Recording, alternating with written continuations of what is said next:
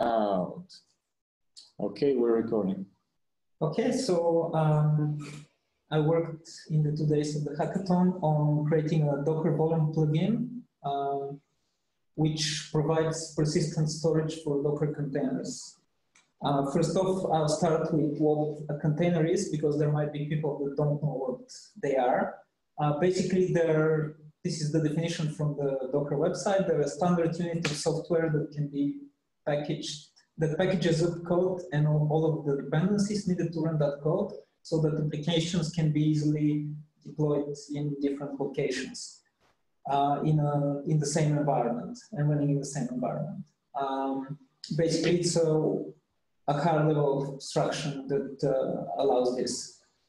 And by default, they don't have any persistence.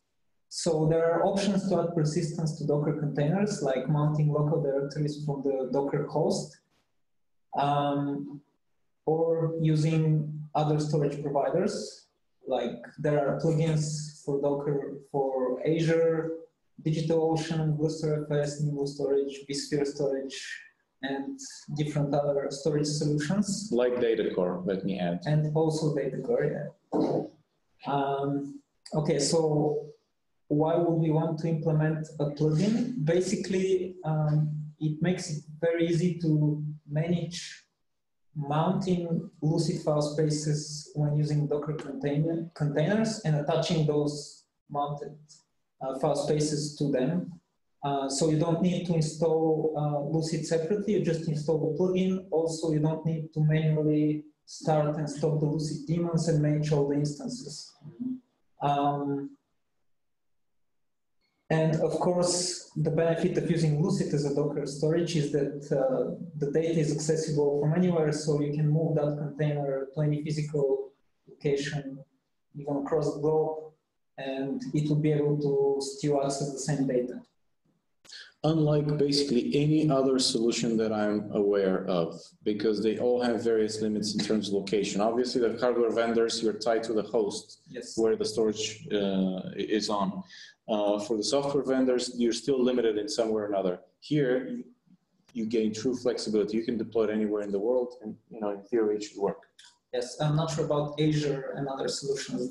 Well, you're tied to Azure. You can be in Amazon running a container against Azure, probably so.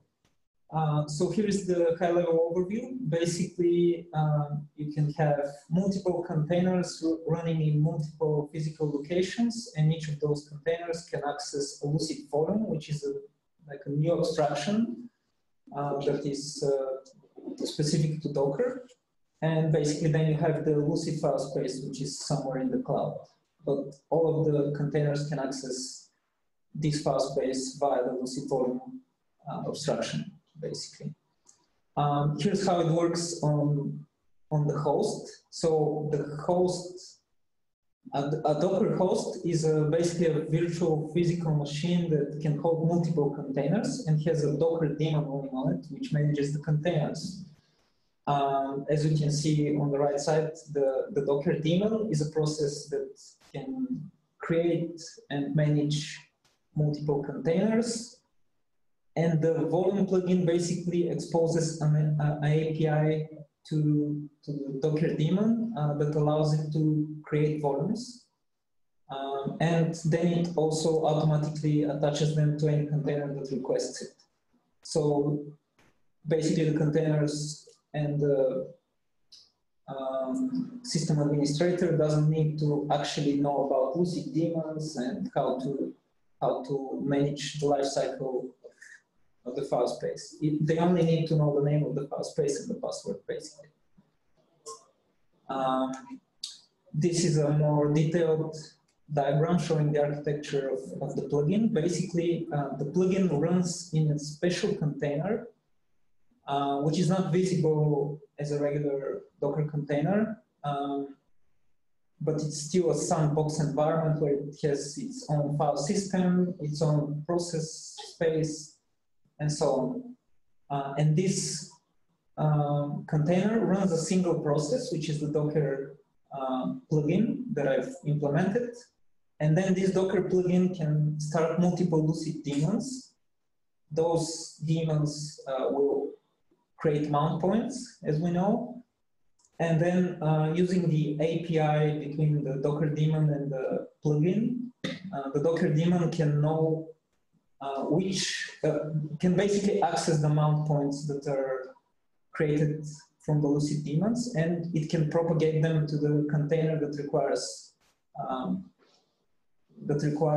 those file spaces. So let me ask a question here, because you said yes. you can run multiple Lucid daemons. So it means that one volume container plugin can be used to run multiple or mount multiple file spaces that can be then distributed to different containers, whatever. That's the whole idea, that this plugin container basically manages all of the Lucid file spaces, so it can fork multiple processes. And one more question. It also means, I guess, you can mount multiple containers in one Docker container. Yes. File space, one Docker container. It's many-to-many relationship. Basically. Yeah. One file space to multiple containers, and also multiple file spaces to multiple containers. And here's a basic illustration of how this works. I've published the plugin into Docker Hub. For some reason, the username LucidLink was taken, so I used LucidLink Corp. I'm not sure if any of us... I've taken it, most likely. Okay, then we can move the plugin later, but basically this is how you install. Once you have Docker installed, you just say Docker plugin install and then the name of our plugin, and then you can see it listed here and enabled. And then you can create volumes from the command line like this, basically specifying the driver name, which is our plugin name, then the file space, and then options for the volume, which currently there is only one option, password. But potentially we can have other options, maybe like cache size and different other different options. And then we run a container, and we use the mount option, just specifying the source, which is the volume name. This is our file space name. Well, it's not necessarily the file space name, it's the name of the volume. By default, actually there is one more option. You can specify a file space here, in which case you can use multiple volumes for the same file space if for some reason you want to do that. But basically by default, the name of the volume is the same as the file space name. And then you just specify target, which is the directory where the container will access the data. Of course, there's a lot of improvements that need to be made, like productionizing the plugin, probably open sourcing it, securing the password, because currently it's visible in plain text. Also, one other thing that George said, it's not related, but I think it is, because a lot of people probably run containers on AWS. So if we want to actually advertise as a replacement for EBS, I guess we need to address the limitations that we currently face connected with the IOPS limitations. Also, this is actually not an improvement, but something related. We can have a Kubernetes plugin, which is a totally different thing.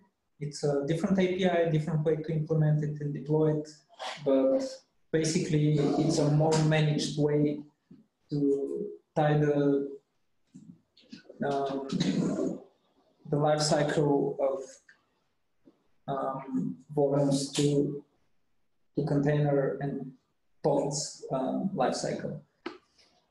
Here are the references to some documentation from Docker, the source code, which is currently only pushed internally in our Bitbucket repository, and a link to the library that's used for implementing the plugin, basically. Okay, so we got to the demo. Okay. So here I have my VM, which has Docker installed. It has Lucid installed, but that's not a requirement. It doesn't have any volumes currently, any containers. By the way, that's very important to note. We don't even have to install Lucid in such environments. Yes, Emil mentioned it, yeah. That's because basically the Lucid binary is baked into the plugin itself. So no And I only have one plugin, but it's not our plugin.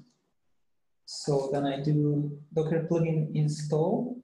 This option grant all permissions. I will remove so we can see what will happen then. Oops. Yes, I changed the name of the plugin, so this is an old command. Docker volume. Oops.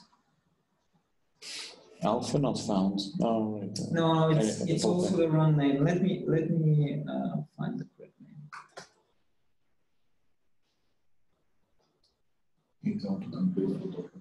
It does have autocomplete, but it won't work in this. Okay, so now it asks us for some permissions, which is similar to when you install an app on your phone, for example, and we need the sysadmin capability in order to mount, basically, even inside the container. I think in order to use Fuse, basically, and that's why we also need the Fuse device.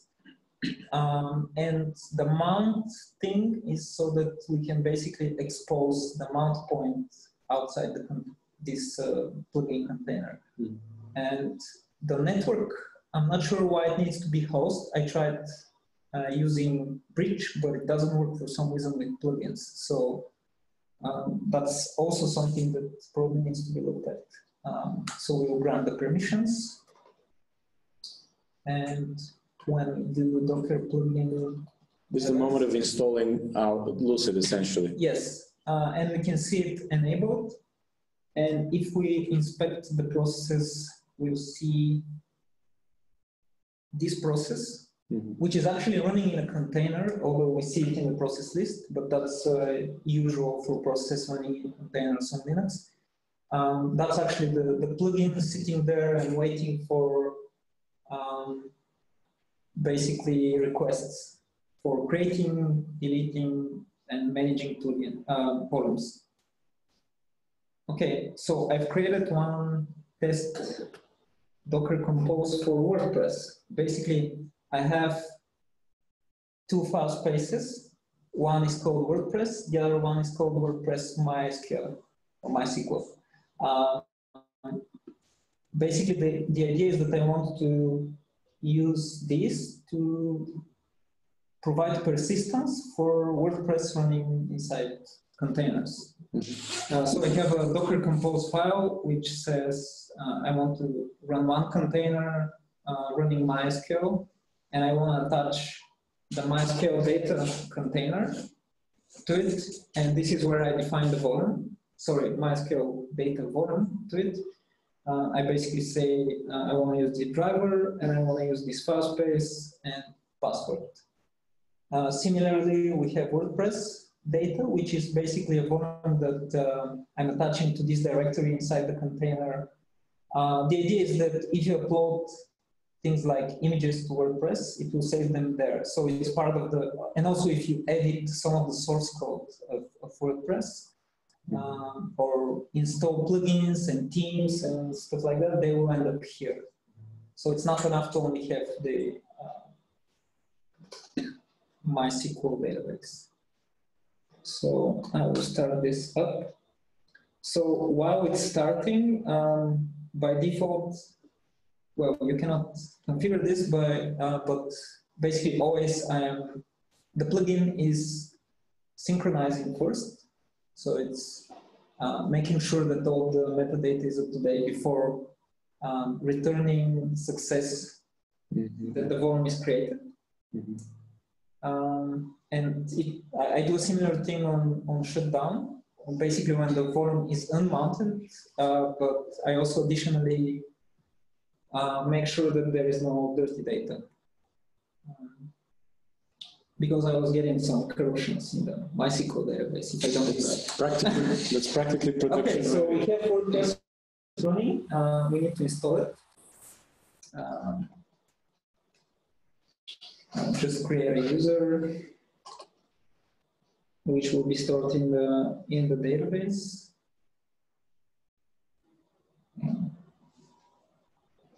So the WordPress right now, backend is hosted by Lucid. Yes, exactly.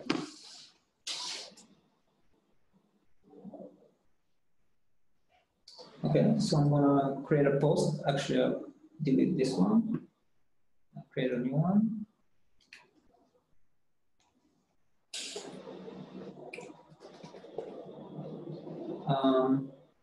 I'll also upload an image here. Okay, then I'll publish. And this is how it looks.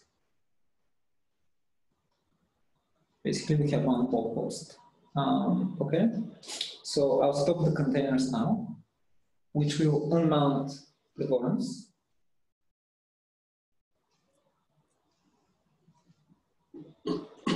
Okay, and I'll go to my laptop where I have the same Docker Compose file. And I'll just do, oh, actually. And this was where up until now? This was in a virtual machine somewhere. Yeah, on my. Who cares, right? Yeah, desktop. That's machine. the beauty of it. I also had prepared the demo on EC2, but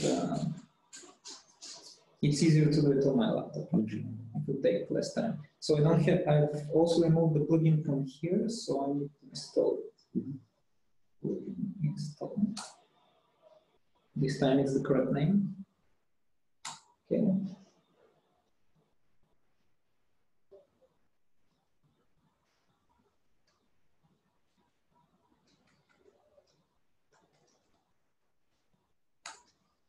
Okay, it's enabled. So I'll just start it up.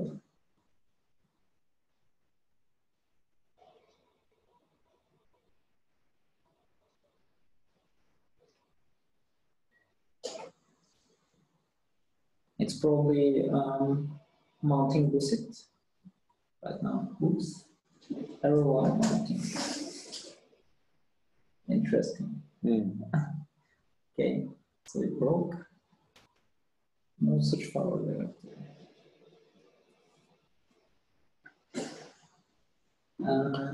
That's how it is. Yeah. Live demo? When you demo. I probably tried it 10 times and now it breaks. Yeah, of course. I'll try it again, actually. I have a backup plan though. That's important for demos.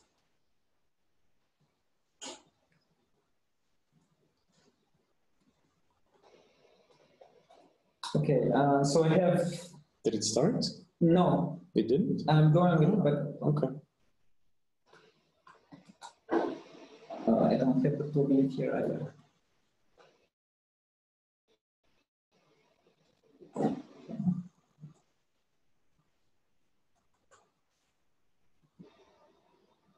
So this is running inside an EC2 instance that basically has Docker and Docker Compose installed and nothing else. Doesn't have Lucid. So we just moved a couple of 1,000 kilometers.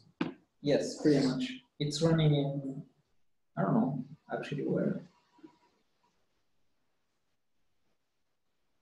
Okay. Looks a bit better now. Let me open up another shell. Okay, no corruptions in the database, that's good. But unfortunately, I haven't exposed ports. So I'm going to just use links. That's the backup plan. You know? Perfect. But let's see. Might need some time to boot up, actually. Yes, it's after all. Okay. Okay, so we have the blog post. The good old days. And yeah. I guess we can. I wanted to add a comment to the blog post and then go back, but I guess Not with links. but yeah, and we can't see the image either. Yeah, they can download it, I guess. It's links. Yeah, the blog post seems to be there. So. Perfect. And of course, we can mount this file space. Let's mount anywhere. it. Yeah, let's mount it. Let's look at it. No, I'm not gonna update now. That's a very tricky placement of the update. Well, I don't think we can control that. Okay, so we see this is the WordPress file space. It has all of the. In fact, inside, you can see even the image here. We can see what we uploaded. There you go. You can see it's been converted. How cool is that? Yeah. We should move our site. Yeah, actually, that's what I was thinking. Yeah, we're definitely going to do that. And when we have snapshots, it will be like awesome. Using and our whole test infrastructure as well. Yeah, maybe. Okay, so that was it. Yeah. All right. I don't know about you guys, I'm blown away. Yeah. Very cool. Thank you. I'll stop recording.